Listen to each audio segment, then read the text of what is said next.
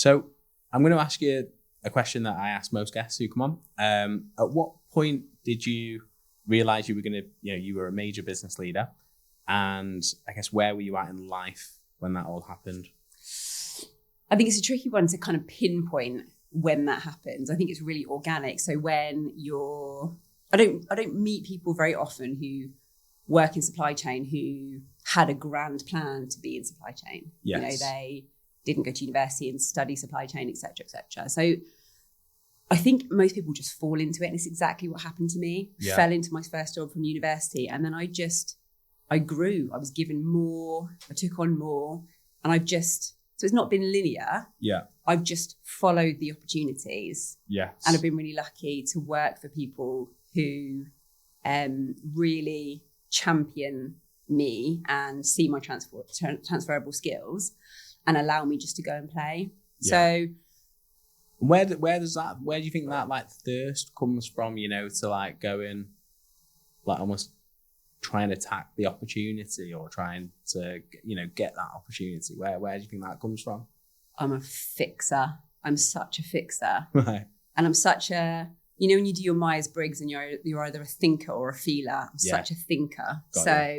Like if you had an accident, the first thing I would ask you wouldn't be, are you okay? How are you feeling? I would say, how can I help you? What do you need? Yeah. How do I get you out? How do I make it better? Yes. That is just intrinsically in me. I'll try and solve any problem. And I get so much joy from doing it. It really energizes me, just having a problem, thinking of a solution, and then also building a squad around me to be able to deliver that solution. Yes. So where does it come from? I don't know. I guess it's got to, we're all a product of our environment and our childhood, aren't we? And I've got really high expectations of myself. Yeah. I think that's also quite a female thing as well. Like we hold ourselves into it to a really high degree. So I'm constantly chasing what's the next thing? How can I be good at something else? What's new? What's next? Yeah. But it keeps everything really interesting. And I think supply chain is such a great space for problems and tricky things and difficulties, and how do we solve that? Yeah. And then being surrounded by super smart people that we're working together in a team to solve it. It's nice. It energizes me. It will never be complete, that's for sure. No, you're never going to come home and be like, nailed it, done, tap it out. And where did it start then? So if you were to say, it really kicked off in terms of like leadership, or in terms of, me feeling like a leader, where did that kick off for you? It's interesting because my first job from university, I worked for Arcadia Groups. I worked for Philip Green's, Bearmoth business, and I did no leadership there. So I was an allocator, didn't have a team. And then my first job from there, I went to Urban Outfitters. So I was thinking on the train this morning, it was 20 years ago next year, which makes me sound absolutely ancient. But and that is the first time I had like a person to manage. And I didn't have any training. Urban was really good at, it was a natural training ground. You just need to go figure it out, which is exactly how I like to learn. Yeah. So I guess that's my first tick in the box of there was a person. And then throughout the time I was there, I built teams and I scaled teams, and I made so many hiring mistakes, so many.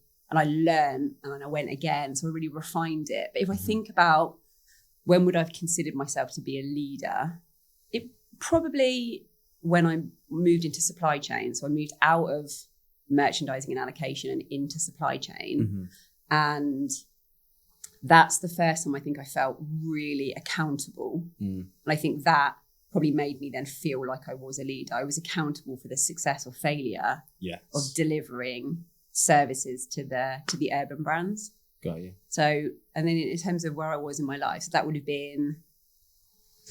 Was this whilst you were head of ops in Urban Outfitters? So I went from allocation in merch in 2012, and then I moved into supply chain. Yeah. And then I came into supply chain. So I went out of brand, Urban Outfitters brand, and I went into supply chain. And supply chain was shared service in Urban. So overnight, it really changed things for me, because I went from operating to my world looked really different. I was servicing the brands, Urban Outfitters, Anthropologie, and Free People. They were my customers. So that is when I started to get into relationship management, which has taken me all the way through to where I am today. So, but that first role in supply chain wasn't ops, it was customer service. Okay. So I had no experience of doing that, but I was really lucky to work for Simon Barker, who then went on to run supply chain for Selfridges. And he was just like, we'll just do it. So my challenge was to stand up customer service in Europe. It was run out of America, and culturally it didn't work for European customers. So I brought customer service back. I launched language services. And then just organically it grew. Simon would say, how would you feel about also having carrier management? And again, I'd never done it before. And I was like, well, yeah, I'll try it. How would you feel about running all of our outbound operation? How would you feel about, and across my time at Urban, I looked after fraud, and I looked after store freight and ship from store, like loads of different stuff was kind of just handed to me. And I was just like, well, yeah, I'll try it and see how it goes. So I think that really contributed to my feeling of, I really own this now. I have a lot of responsibility and accountability on my shoulders. And how big were the teams that you were managing or building? So when I ran CS, we had an outsourced call center. Yeah. It wasn't massive. There was probably, I don't know, 10 people maybe there that worked full time for us. And then I had an in-house, like an escalation team. There was probably maybe 8 of those. So that team wasn't huge. Yeah.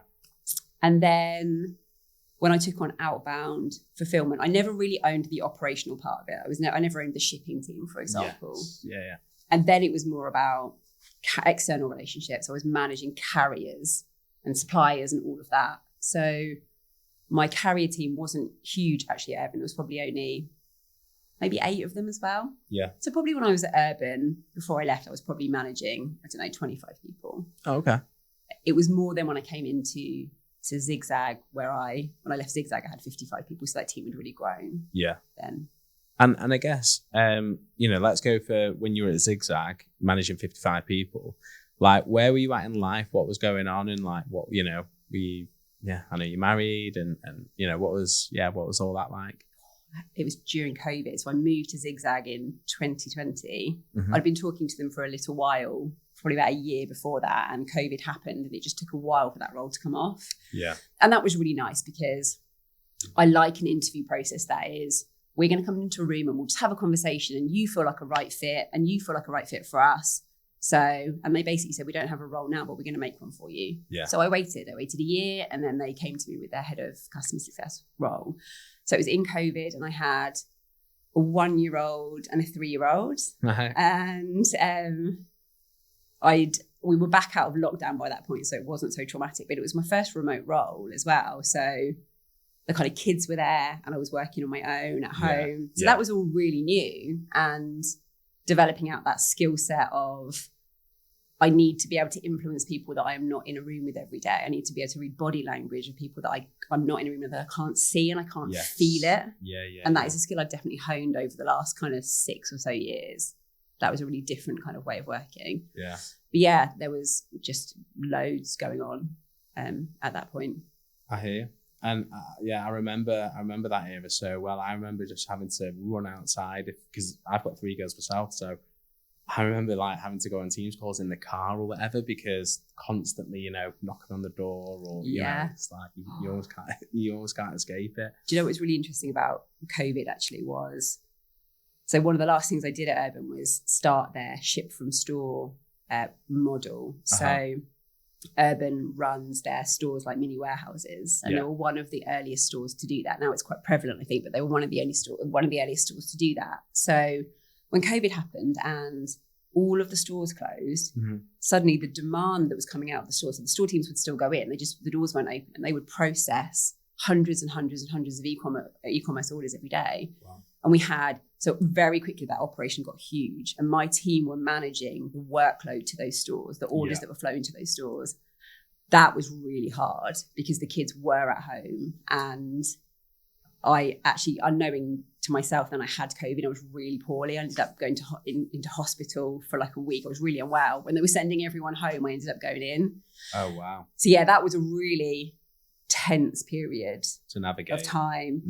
Kids and poorly, and just intense for me as well, because like I said, I'm such a perfectionist. I hold myself to such a high level. This has to go really well. Like I'm supporting the foundations of the business at the moment. So that was a lot. And you and I were talking kind of off camera about they're your defining moments, because you can always look back and go, if I can cope with that, I can do anything. Like, it gives whilst it's good, if things happen in a good way, it shows you really what you can do, what you can achieve. Oh no, that's really interesting. And when you mentioned the stores piece, being like mini warehouses, like was that just down to the demand of e-com at the time? Was it a quick pivot for that, or was it already happening before COVID? Yeah, it was already happening. Not in every store. So we very quickly. So it wasn't up and running in Germany, for example. So we quickly had to stand up a solution for our German stores, and the challenge was really trying to get a carrier in to go and collect. Yeah. So in the UK, Royal Mail were the only company that could pull up on Oxford Street and get out and go and get orders out of a store to ship them.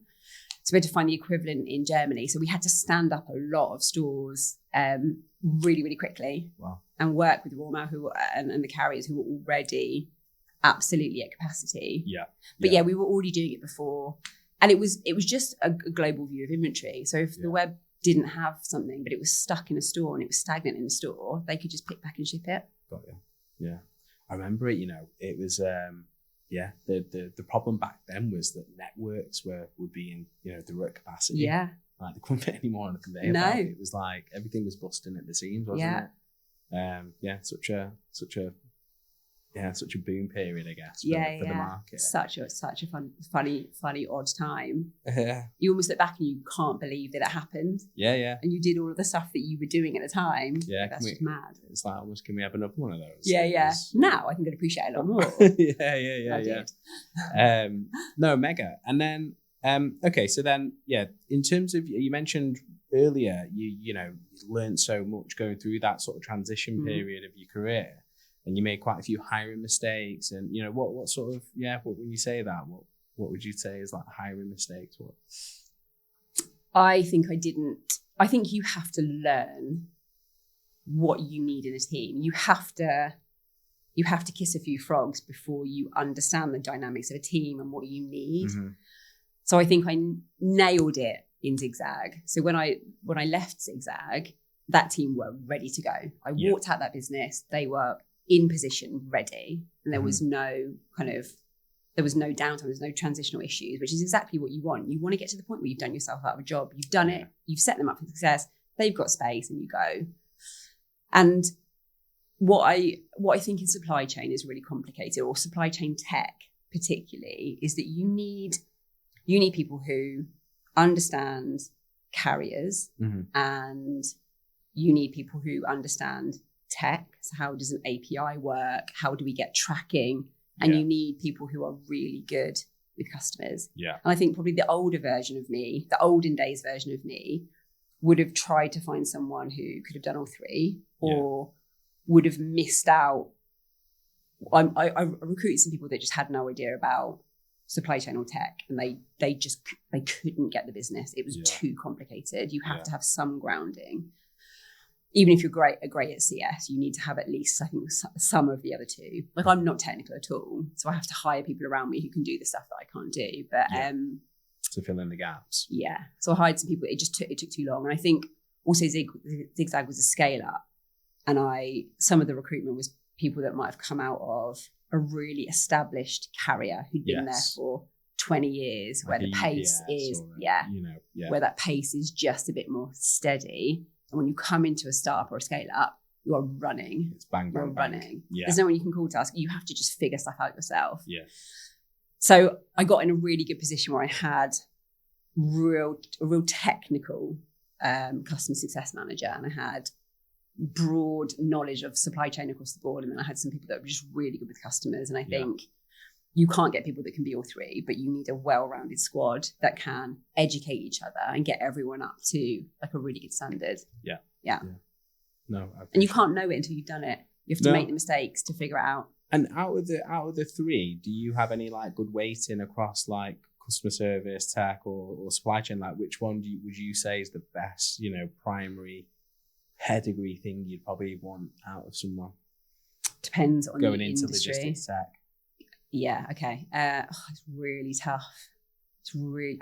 I think you can't answer that question unless you know what else you have around you. Yeah, that's a fair. Yeah, I think you definitely can't just be great at CS. You have to have, I think you have to have domain two knowledge. of the three. It's almost a golden triangle. Yeah. And if you can pick 2 out of the 3, then you're partway there. Yeah, agreed. Yeah.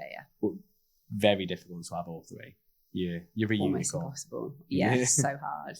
And I think those people probably wouldn't realise like what a unique position they were in and what skill set they had. Yeah. I find it now in WAIR, my new company, we are really complicated business, and we have to have people with domain knowledge. You couldn't work in our business in a customer facing role if you didn't have really deep allocation and merch experience. If you haven't maybe worked in a retailer or worked in that industry, you couldn't do the job. It would take so long to get you up to speed. Yeah. Well, touching back onto Urban Outfitters, head of ops role. Yeah. I know you touched on some of the challenges being, remote working, managing a team and stuff. Was there anything else that you felt was particularly difficult being in that role? Working on the brand side of the market. I think that you need to be really, really good at relationship management and nurturing relationships when you are a supply chain leader, because you are accountable, like heavily accountable for outcomes. You are accountable frequently for the success or failure of a peak. Yeah. Like, with a massive warehouse, you could be accountable for the success or failure of the whole business. Like businesses have sunk before when they've moved warehouses. So you're really accountable for delivery, but you aren't necessarily an owner of the outcomes. You need people who want to work with you, So let's say, for example, Urban, they didn't own their suppliers, they didn't own their factories, they didn't own the freight forwarders, they didn't own the carriers. They did own their operation, whereas some retailers don't, right? They'll 3PL it. So you don't own any of that. So the only thing that you can do, and you have to do it really well, is manage relationships phenomenally well. Yes. So that you've got people who will celebrate your success with you and the success of your team when you deliver really well. But when things go wrong, which they invariably will, you need to know that they will pick up the phone to you and they'll move mountains to help you. So I learned that massively in Urban. And which one was the most common to kind of go wrong? Out of the carriers, the suppliers, manufacturers. Which one would you say was probably, that you experienced would perhaps, cause issue or cause problems? In my world, because I was predominantly outbound. It was, I guess typically for me, the issues I would see would be kind of carrier side. So maybe a trailer wouldn't turn up. And I always remember when we were getting to peak cutoffs, that's such a tense time in supply chain. We've got them written all over our boards, what carrier, what day, you're checking in with your carriers all of the time. Do you have the right capacity? You never know what volume's going to come in either. So the brands would forecast demand. They would tell us what they thought was going to come through by country, by carrier, and then we would book capacity with the carriers, we'd book trailers, and then you can't know how can you possibly predict what's going to happen. So typically the issues I would see were on the carrier side, but they weren't always carrier driven. Sometimes we drove it ourselves. But there's proper anxiety around that peak period in retail where like you write off the whole month of December and January. Because you're just in the operation. Just waiting for the volume and making sure that it's managed as well as it was to be. So you mentioned customer service earlier being like a really, really key component. Is there anything you would, give your team or would give someone who's joined the business like guidance to how you can be really good at that, or from a training perspective? Good at service, or just what do they need to be successful in a retail supply chain? Business? More good in like in a role capacity. So if you were training somebody or offering guidance as to what you think great looks like, is there any methods, any tactics that you would instill in someone, knowing that it's really served you well, in that same regard? I think I reflect a little bit on the fact that I've got a daughter and a son, but I've spoken to my daughter's teacher a few times about, I don't have quiet children, I have noisy children. Love that. Who are probably very much like me, like fidgety and inquisitive and talk a lot. And she's been told off a few times by her teacher for that. And I talked to her teacher and I just said, I just really want to make sure that all of the skills that she displays, I mean, don't get me wrong, she can be a bit of a toe rag, but all the skills that she displays are the skills that I want her to have as a female going into the world of work. I want her to not be afraid to say what she thinks. I don't want her to be shot down. Yeah. So I think, and I've learned so much over the last 20 years. My confidence has grown. Just, you get more comfortable in your own skin. Yeah. So I would definitely want, particularly for younger people that were going to join my team, to tell them that it's okay to be yourself. It's okay to say what you think and have an opinion, and hierarchy doesn't matter. You should just say it. What's the worst that can happen? I say that to the kids a lot. What is the worst thing that's going to happen? Yeah. Like, you might get told off a bit. That's okay. It's fine. Let's not worry about that. So I think be yourself, have ideas. And also, I probably, if you spoke to people that have worked for me in the past, I need to be managed. Yeah. I need people that are going to challenge me, and I want people to challenge me. So I think I would get them set in I might be different from people that you've worked with before. This is how I want you to be. I want you to feel comfortable, and I want you to be able to grow. And to do that, you need to completely be yourself. Yeah. And you need to have we need to have open and honest feedback. That's an interesting concept. All the other stuff you can get, can't you? You can learn how to make a spreadsheet, or you can learn how to talk to Claude or whatever, but just being comfortable in yourself. Yeah. And by the way, just on the kids front, like, apparently really loud, really noisy kids, apparently that just is them feeling safe and in a good place. So this is, I'm going to take that as a win. You're doing a good job. I might not have done a terrible job as a parent. Yeah. No, because I've got quite similar this is unsurprising to me. I've got similar so but yeah, you just don't want him to go over the board. But if you just okay, and then what about, like, from someone who's getting into account management, like what would you say, just as I'm almost thinking of like a training framework or something, like you've heard of like KYC, know your client, and it's probably quite basic from, I know, your level and sort of standpoint, but just there might be people listening that think, if I was going to get something from a extremely experienced, and successful customer service and experience leader, like what would that knowledge be that you sort of pass down? I think you have to, particularly in the world that we are about to enter, the world of AI and how that's going to change things over the next few years. I think that the human element is really important. So again, all of the skills, you could say you need to be really good on Asana or whatever else, all of that is teachable. Yeah. What people really need to focus on is how they can make themselves needed. How can they keep themselves relevant? And I think the best way people could do that is just humanize everything. So go see people, go have difficult conversations in the room. Loads of people find that really weird, because I think young people are growing up.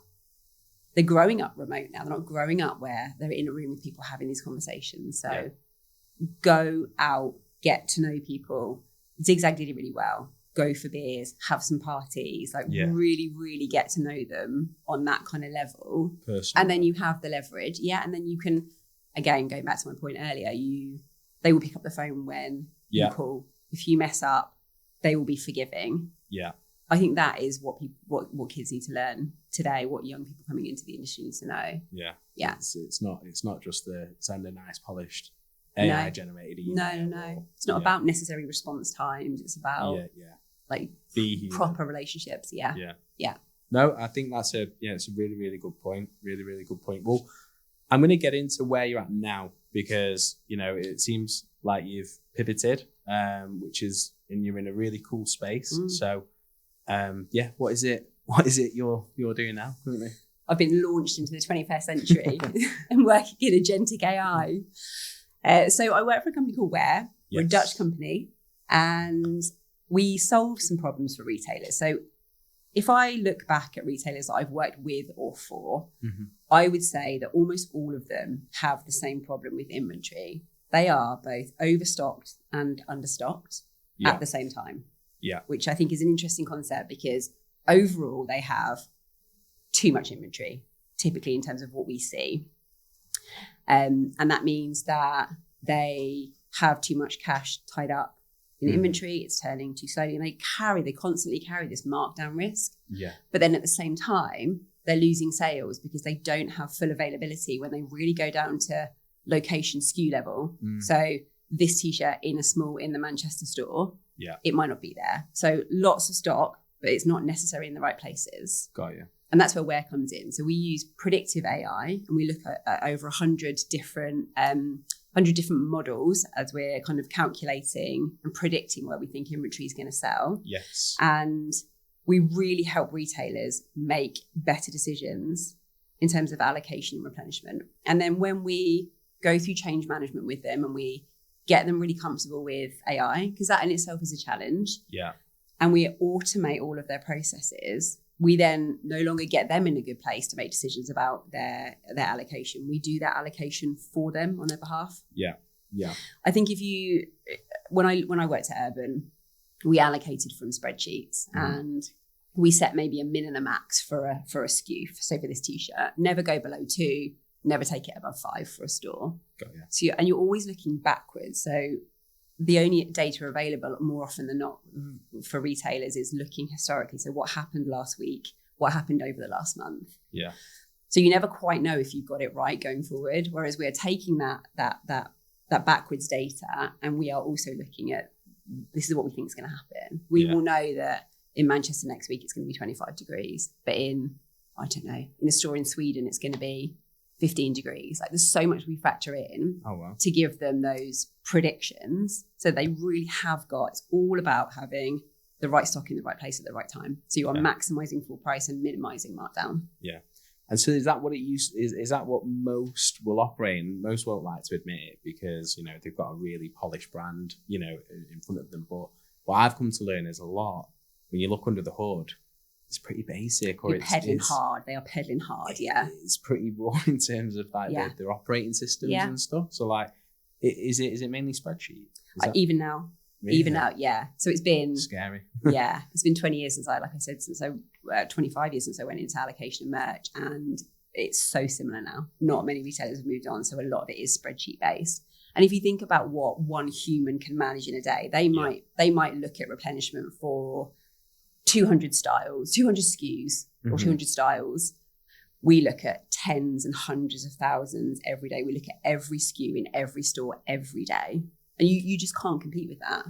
And is this mainly for retailers, or will this plug into 3PLs as well? We partner. We've got some partnerships with supply chain because we really heavily influence the supply chain, right? Yeah. We're all about just-in-time delivery of products, so that warehouses aren't sat on dead stock. Loads of dead stock, exactly. And we're also reducing the amount of redistribution, so inter-store transfers they have to do. And that's a real pain point for supply chain when they're having to manage inter-store transfers and getting them back and process them and send them back out to store. Yeah. We're reducing all of that. So we do have supply chain partners, but right now it's mostly retailers that we partner with. Is it? Mostly fashion retailers, yeah. That's our real niche. It's just sprung to me because we've had quite a few guests from that sort of 3PL space who warehousing, outsourced fulfillment and stuff. That one thing I get a lot is fashion is really difficult to predict, to have because of all the different SKUs and stuff. It becomes quite complex. It's almost like when you say e-com, for people that aren't in the industry, you'd immediately think apparel, but then it's what I've come to learn is a lot of 3PLs. It's almost a tricky customer because of all the different SKUs and stuff. So it's I guess that maybe an area that you guys may develop into to clean that and make that maybe a bit and I say all that would require. There's me sitting on we have a machine learning AI team who are mega smart. There's me going, all that it would require is for us to retrain our model. But at some point in the future, when we have absolutely perfected and dominated the retail market, you are retraining your model and you're teaching it with new data. I don't know, how do we move plants, or how do we, you could do it with anything at the end of the day. Yeah. I hear you. And is there is it a heavily competed space in terms of what you guys are doing? Is there quite a few AI companies out there trying to do this, or have you guys just sort of broke into the market at the right time and there's not that many? There definitely are some. We don't really come up against them loads. I guess it's a little bit like Zigzag was when I first joined. There were a few players in the market. Yeah. There aren't loads of players in the market. Got you. So, and I think where we are unique is that we were born from a retailer. So our founder, he is the owner of a big Dutch retailer called Shubi. They've got hundreds of stores across the Netherlands. Yeah. And so our AI was born from somebody who was living and breathing the problems. And actually for Shubi, for all of those stores that they have one allocator who works 1 day a week managing all of the allocation for all of those hundreds of stores in their website now that they use our software. So I think that gives us a real unique point of difference. And the fact that we always hire from industry. Like I said, we always have that domain knowledge. Yeah, yeah.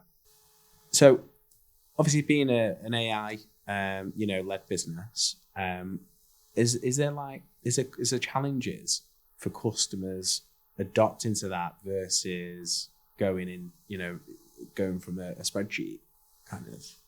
I think that adoption is more broadly outside of WAIR, adoption of AI is going to be the biggest challenge for most businesses. We have some retailers that are really AI forward and really open to adopting what we do. And then there are retailers who we have to bring them on a journey. And, I have a duty of care as someone who heads up the customer success team to make sure that they're with us and they are comfortable. If you think about merchandising, allocation, buying, it's been done a similar way forever. Yeah. And retailers work off such tight margins that there's an awful lot of accountability in those functions. You own the success or failure of those styles and you answer for the success or failure of those styles. So those teams, understandably, who have bought that stock, sourced it, all of those different things, they when we say to them, let us handle that now. Let us tell you where you should allocate that and let us tell you how, when, where you should replenish that to. That can be a challenge for them. Yeah. So we really have to work hand in hand with those retailers. We have really high touch customer success. In the early days, with our BAU customers, they just fly. But as we are onboarding, we dedicate our whole selves, all of our time to just bringing them along the journey and telling them that it's okay and they can trust it. And let's test and learn together and let's get you comfortable and let's work together to get you a place where you're comfortable. Yeah. And we, everyone always gets there in the end, but it just takes a little while. And I don't think that's unique to us. I think across AI adoption, that's going to be the case. It's going to be so interesting to see how AI continues to change. And I guess how long? I know it'll be. I know that there won't be an off-the-shelf answer to this, but how long does it typically take for you to say, "Oh, right, we're fully integrated with this retailer"? The integration is not the hard part. That's super quick. Right. Yeah, that can be a number of weeks. Yeah, it's just the hand-holding. I think it's about the comfort level of the retailer. Yeah. Yeah. I guess they probably feel a little bit territorial about someone else managing those managing the stock levels and ordering and buying and stuff. Yeah, and we just have to be really open about this is how our AI predicted. This is why it predicted this way. These are the things that it looks at. We just need to be open and make sure that it's really explainable. Got you. Yeah. Are you guys playing in the marketplaces space? So we do a lot in kind of the VMI space. So with people that are operating wholesale, concessions, kind of shop in shop. So we work with some businesses that have got a lot of complexity. Okay. Yeah. Yeah. Okay. So I guess, really interesting, AI company and tech. In terms of taking this to market, how does that look? Is it a case of, you start small within some retailers, or is it a case of to do it properly, you have to go in and almost take over every store all at once? How does that look? So ideally we would have the whole business, but it doesn't mean that we would need to switch everything on at the same time. So again, we go with the comfort level of a retailer, and What we typically do is launch not automated, so that our users can go in and they can review our proposals, review our replenishment proposals, and then they can accept or delete them. Yeah. And then we get to a point where they don't need to do that anymore, and the system runs on its own. It's all automated, and they don't need to do any of that. So ideally, we would have a contract that serves the whole business. Yes. And then what we will do is we will gradually switch on. So typically we'll do a module at a time. So we might do our replenishment module first, and then we might turn on our redistribution model, where we're predicting where they should redistribute stock in their store network. And then we might switch on initial distribution, and we have other modules. So typically a module at a time, but we could also do it a store group at a time, or we could do it categories at a time. So they might only switch on menswear for certain stores. We've got loads of flexibility, or they could do it at season level. There's loads of flexibility we can work with the retailers on. What we tend to see is that most retailers will give us everything, and we'll just do a module at a time. Yeah. Almost like once they're bought in, they're bought in. Yeah. You know? And they give you almost the power of how to ramp up or sort of ramp down. So we can guide them through that. So I'm not involved in pre-sales particularly, but we do business cases with them, and we really work to identify where is your biggest pain point. So where should we start? Yeah. It's these stores and it's this module that's going to, some retailers we work with don't have a warehouse, for example. So replenishments are relevant to them. Yeah. But redistribution between their stores is really important. Yeah. So we can really advise, and then, we're led by, but we also really advise heavily which way they should go. Yeah. And has there ever been a place where like it's not really works for that retailer, or has there ever been almost a learning of like, actually this kind of profile retail is not for us because of either they're too small or too big, or they've got this kind of complexity? So I've only been in the business 6 months. Yeah. But I think what we've learned over the last 6 months is that we just need to make sure that the model is trained. So we have some customers that are really niche kind of in what they sell. So it's still clothing, but it's quite niche. We need to make sure that the model is fully trained on that data, if it's data that we haven't seen before, for example. Got you. But no, we can do anything. We prefer retail because we're set up to do it, apparel retail. We like kind of mid-market size retailers. But we just, it really is about training the model. So no, we haven't seen anything where it just doesn't work. No. Yeah, I hear you. Yeah. I hear you. It sounds really robust in the way it can work. I guess we've been talking a lot about retail and just, apparel, I guess. When we say retail, could that be, beauty cosmetics? Could it be supplements, nutrition? Is it, Yeah, again, as long as the model's trained.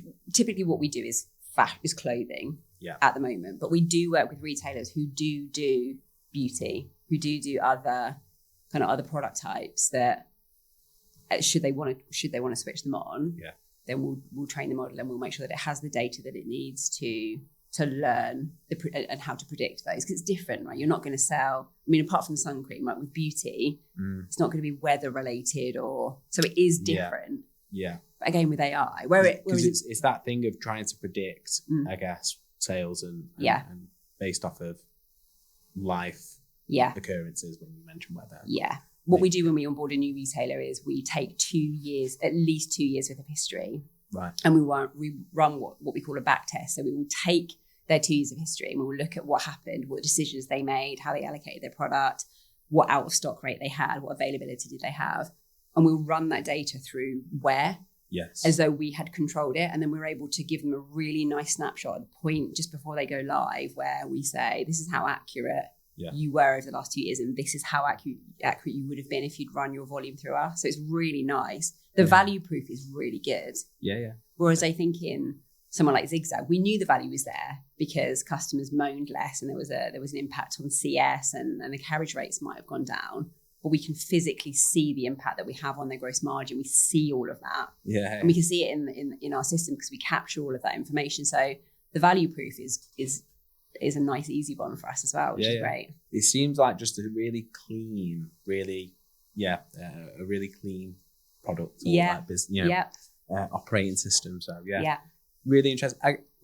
Before we move on, Just to give me a quick overview of WAIR, in terms of like headcount, turnover, locations, like, could you give us a quick profile? So headquartered in the Netherlands, in a place called Rosmalen, about an hour from Amsterdam. And there are about 35 employees. Yeah. So and we are going to grow as well. I need to kind of grow my team out as well. And we're growing across the business, which is really nice to see. We are a startup. So we're only a couple of years old. So we are the low kind of millions in terms of ARR. Low single digit millions.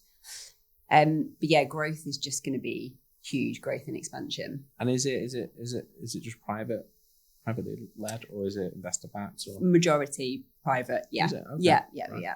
Nice. Cool. I'm going to touch into leadership. I think good opportunity for people who are trying to, step up into their next big role to, feed into someone like yourself. So, what do you think makes a good leader in logistics? Honestly, I think don't be a dick. Yeah. I think I kind of touched upon it earlier, but you really have to be really good at building those relationships. And, when we talked earlier, you and I, Jerry, about we work in a world that everyone knows everyone. Yeah. And you can't burn your bridges. You have to be able to influence people. Yeah. They have to be with you. If they're not with you in supply chain, you can't do your job. You are accountable, but not necessarily. You don't necessarily own the outcomes. You need a team of people to deliver those, whether it be your carriers, all of your suppliers. So you need to treat people really well. And again, the rest of it can come. I know I talk a lot about you can learn a spreadsheet and you can go on a course to learn how to be a manager. And some of that is inherent, right? Some people aren't good at that and they can't learn it. Yeah. But I think the human side of it is the most important that you think you can do in supply chain, influencing and building relationships. Yeah. I think we're going to have a really good short there. Don't be a dick. Don't be a dick. It's not a good podcast if you don't say the word dick, surely. Yeah. No, I love it. Yeah, no, it's great. And have you had any examples or any experience of, you don't have to name names naturally, but like, have you had any examples of like bad leadership where it's like almost irreversibly taught you a lesson? Yeah. Yeah. Yeah. Only once. Okay. I worked mostly for men in my career, and I have been so lucky with the male leaders that I've worked with. So the one time I didn't work for a man, and it's a horrible thing to say, like I think women, we have a duty of care to ourselves to lift each other up, to take care of each other, to champion each other. And I went in between working in allocation and merch at Urban and going into the CS role, the customer service role. I spent a little 6 months back at Arcadia. So I kind of did Arcadia for 3 years, then Urban for 5, then a little 6 months back in Arcadia. And it made me really sad. And I look, and I think because I have such high expectations of myself, I see failure as a weakness, and it's a really stupid thing. I didn't like that I couldn't make that work there. And I look back now with everything that happened with Arcadia, Philip Green, and the way that he ran that business. Of course, it was a horrible place to work. It was. I'm gonna soften that a bit, because when I worked there to start with, and when it was in its heyday, it was brilliant. And there were loads of great leaders in their business, and there was loads of great success. But when the brand that I went into for that short period of time, I think was run by clones of Philip Green. I remember when he would come down from the 6th floor, and we would all know he was coming, and we would have to turn all the phones off and tidy the office. Like you were preening yourself ready for that to happen. Right. And I remember I'd go into a trade meeting on a Monday with the brand director of the brand that I worked for, and my boss would always say, "Eyes and teeth, Laura, eyes and teeth," and you'd have to like switch yourself on. Wow. And it's so not me. It's horrible. All of that. Just going into like performative type state. All of that. Horrible. And I was like relatively young then. I was in kind of my mid to late 20s. Yeah. And at the time I was like, why can't I make this work? And I look back and I go, because it was horrible and it was just not me at all. And that wasn't leadership and it wasn't any of the things I could aspire to be. Yeah. But I learned so much about what I would never want to be like as a leader from that experience. And if you were to say, you know, someone was going to describe you as a leader, what sort of 3 things do you think they would attribute as a leadership style, you know, on yourself? I would say that they would say, I'm going to lead with the word fun, which is probably not the best thing to say in a podcast like this, but I think I make it a joy to come to work and I make it fun, which I think is really important. I give people the accountability to do their jobs. I'm not a micromanager. I hire people to come in and do a job and I want them to manage me and tell me when I'm wrong and bring loads of great ideas. So I think it's quite a creative environment to be in my team. And I think I get on really well with people. It's so hard to say nice things about yourself, isn't it? But yeah, I think it can be. I think I build good relationships with people. Yeah, no, look, you know, I know there's people watching and stuff, but like from my, you know, initial 40 minutes I've had so far, it's like I feel that with you as a, you know, you tuned into the person, you do make it fun. So yeah, I was just, you know, I feel like I'm getting something, you know, from it. So yeah, it's definitely not, you know, not made up. That's good. Yeah, I've been told that I engender followership, that people want to come work for me, and that is the biggest compliment that I could take. That's exactly what I want. Yeah. No, mega. Well, I guess I know you said you're about to build teams and stuff. Like, what is it you're I guess going to be looking for, or I don't typically plug a, you know, recruitment question in there, but it just seems like that's pretty much on the, you know, on the horizon. So yeah, what is it you're thinking on a?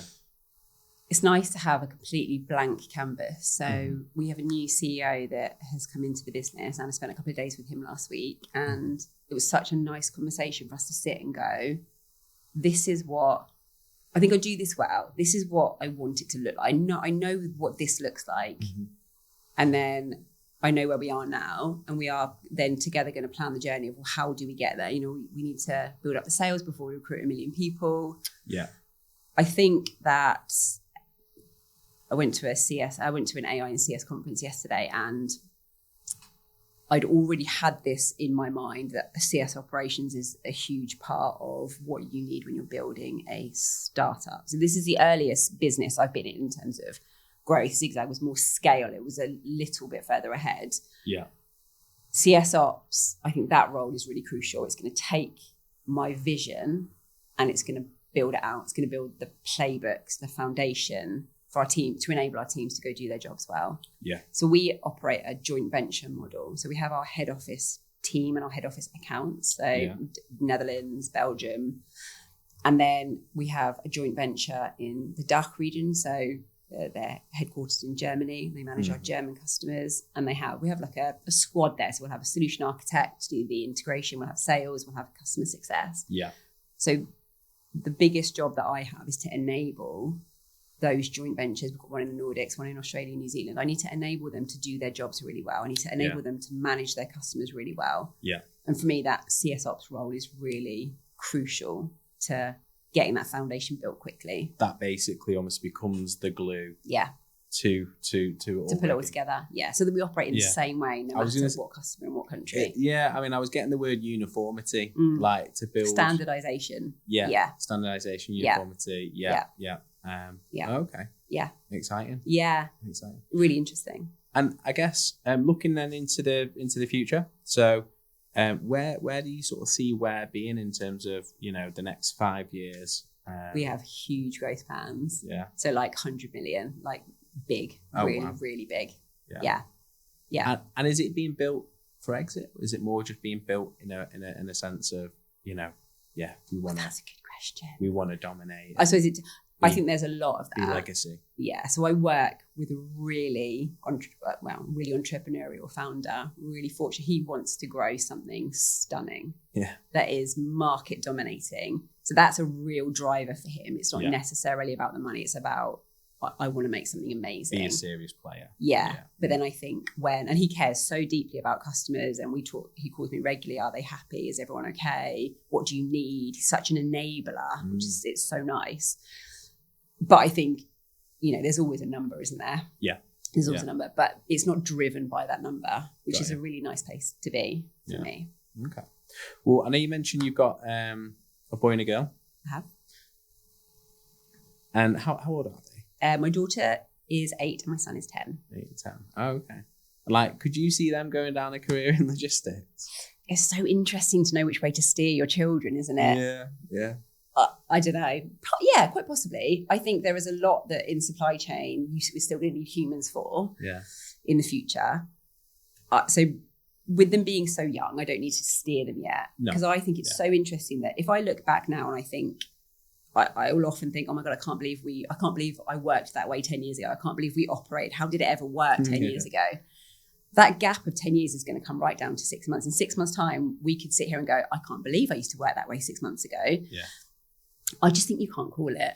I need to, when we get closer to, or he'll do GCSEs in like 6 years, I need to really see where we are at the time. Yeah. So I'm going to try and steer them into roles where a human is still going to be needed. Yeah. Or how do you get all the skills or the personality, the confidence? I want them to have all of those things, because then you could kind of walk into anything, I think, couldn't you? Yeah. Well, that's what it sounds like from when you at the beginning of the pod were talking about how you were just given opportunities, but it wasn't necessarily based on your experience. You were stepping into things you hadn't done before, but they were just more back in your skill set. And obviously your personality and all the soft skills, basically. And how lucky is that? And I would always say that I'm lucky, and there were other people around me who would say, but it's not luck, Laura, because my husband, it's not luck, it's because you're smart and you work hard. And I'm like, no, I was just really lucky, and I worked for people that like me, and I'm just really lucky. But I suppose you make your own luck, don't you? No, definitely. Definitely. And if you were going to give some advice to a Laura going back to when you first got into it, what sort of 3 things would you sort of tell yourself starting out? Back yourself. Yeah. Just, it's an impossible thing to do, because I'm still not massively great at it now. I still have days where the imposter kicks in, but I worked harder than I needed to. And I worked myself kind of to the bone. I didn't need to do that. And that was because I was constantly trying to prove myself. To myself, only ever to myself. So I would probably say, like, you're just enough. It's okay. You don't have to prove yourself to me. Which is quite a big, deep thing to say, but I would love to tell that version of me that you are really good at some stuff and you should just go with it. And I'm learning it now. Be more. Your own cheerleader. Like, I'm going to be 44 in a couple of weeks, and I'm like, I can't say that I'm in a place where I've got that down, but it's easier to accept yourself the older you get, I think. Love that. Yeah. Well, Laura, it's been an absolute pleasure. It's been great. Thank you for coming on. You're welcome. Amazing.